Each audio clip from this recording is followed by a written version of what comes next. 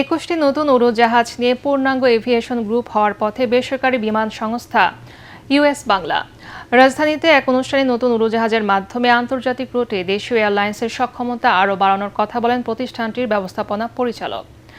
এ সময় বিমান পরিবহন ও পর্যটন প্রতিমন্ত্রী জানান, এই চুক্তির মাধ্যমে দেশের এভিয়েশন খাতে উন্নয়ন ও বাংলাদেশকে বিশ্বের সাথে যুক্ত করবে ইউএস বাংলা। তরিক ইসলামের রিপোর্ট। ইউএস বাংলা গ্রুপ দেশে বিমান পরিবহন খাতে নতুন যুগের সূচনা করতে যাচ্ছে বেসরকারি বিমান পরিবহন সংস্থা ইউএস বাংলা।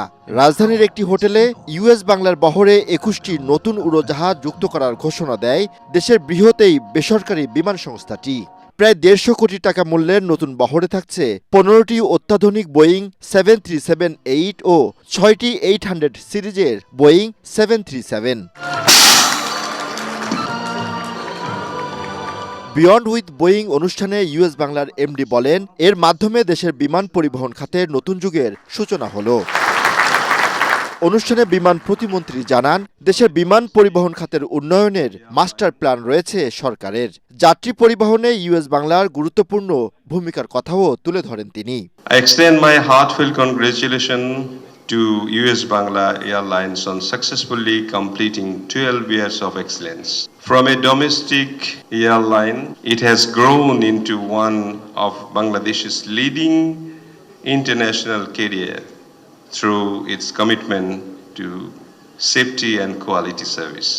এই সময় মার্কিন রাষ্ট্রদূত ব্রেন টি ক্রিস্টেনসেন বলেন, এই চুক্তির মাধ্যমে বাংলাদেশ ও যুক্তরাষ্ট্রের মধ্যে বাণিজ্যিক সম্পর্ক আরও শক্তিশালী হবে। This new agreement to lease Boeing 737 aircraft with the hope of more in the future represents much more than an expansion of an airline's fleet. It's an investment in Bangladesh's future, creating opportunities for economic growth, strengthening regional and international connectivity, supporting tourism, facilitating trade, and generating high-quality jobs for Bangladeshis.